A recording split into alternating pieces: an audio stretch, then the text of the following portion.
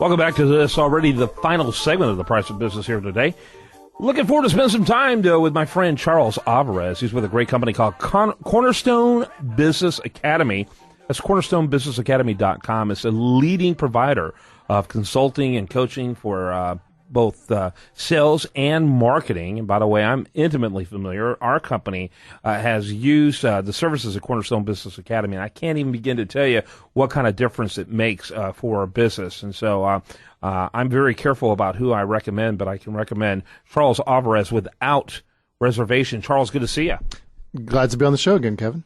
Real quickly, did I miss anything on the business on your firm that you wanted to mention? No, you did a perfect job. Yeah, I think you should just carry me along, to introduce, have me go to all your meetings. And I agree. Introduce you. I'll even use my radio voice. Hey, tell us about your guest today. I love his name. Really excited to have Patrick Henry on the show with us today. He owns his own promotions and marketing company, and he's on the 2013 book of lists of leading companies in Houston, and I just love having guests that are true leaders in the Houston community and business community. So, Patrick, really excited about having you on. Well, thanks, Charles and Kevin, and I'm excited to be here with you today. You want to mention early, the website is phcp.com. That's for Patrick Henry Creative Promotions. Your first question there, Charles. So, tell us about your company. Well, our company, Charles, is based here in Houston, and we are an advertising agency that strictly focuses on food and beverage, the hospitality business, whether it's hotels, restaurants, spirit companies. We specialize in trying to get their sales up, also through training, drink development, and we do it nationally. We work in, all the states and even up into Canada. Interesting. How old is your firm? We just celebrated our 26th year. Very cool. Go ahead there, Charles. So what are some of the challenges that your food and beverage and your hospitality clients are facing? And tell us about how you go about addressing those challenges and helping them create more sales.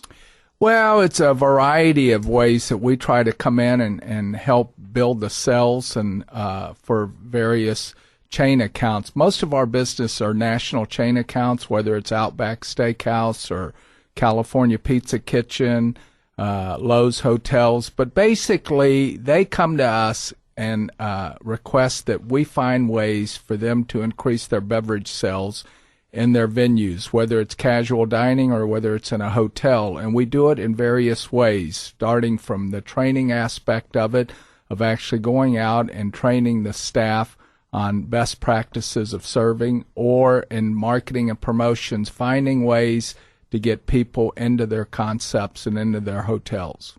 What you do is you give them, the first couple of drinks at a lower price and heavy in liquor, and after that, it just becomes really easy after that.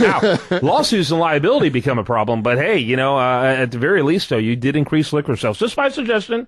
Just a thought. Chew on it. No, and I think you're exactly right, Kevin. Better be careful now. I tell you, we're very fortunate because when times are bad in the economy, people tend to drink, and when times are good, they tend to drink a little bit more. So really, so they drink more when it's good. Absolutely. Yeah. Okay. I just thought they drunk more but cheaper when it was bad. Well, they do.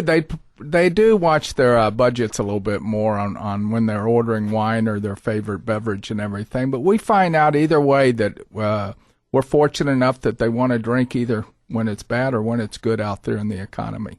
All right, Charles. So can you give us an example of a recent case, and of course you don't have to mention clients, of a case to where you actually went into one of these restaurants or one of these chains or hospitalities and actually did increase their sales? Yes, sir. I'll give you an example. We were fortunate enough about a year and a half ago that California Pizza Kitchen, based out of Los Angeles, brought us in and basically said completely redo our beverage program. Our beverage program is lacking right now. They serve some of the best pizzas, as you know, out there, but their beverage program just was not hitting the sales that they were hoping for.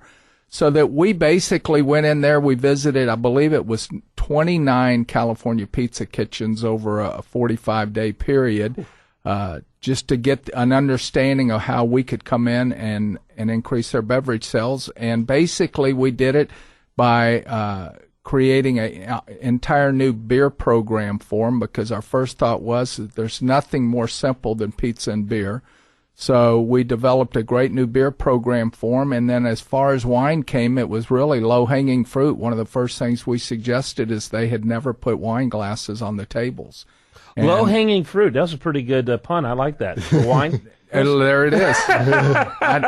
I didn't even think of that. But basically, by putting wine glasses on the table, that was suggestive selling, and made people, they came in the afternoon or evening, and they'd see wine glasses on the table. There was a better chance that we would sell some wine. And then we went into some waitstaff incentive programs. There you go. Got to wrap it up. And great segment. Patrick Henry, he is president and CEO of a company called PHCP.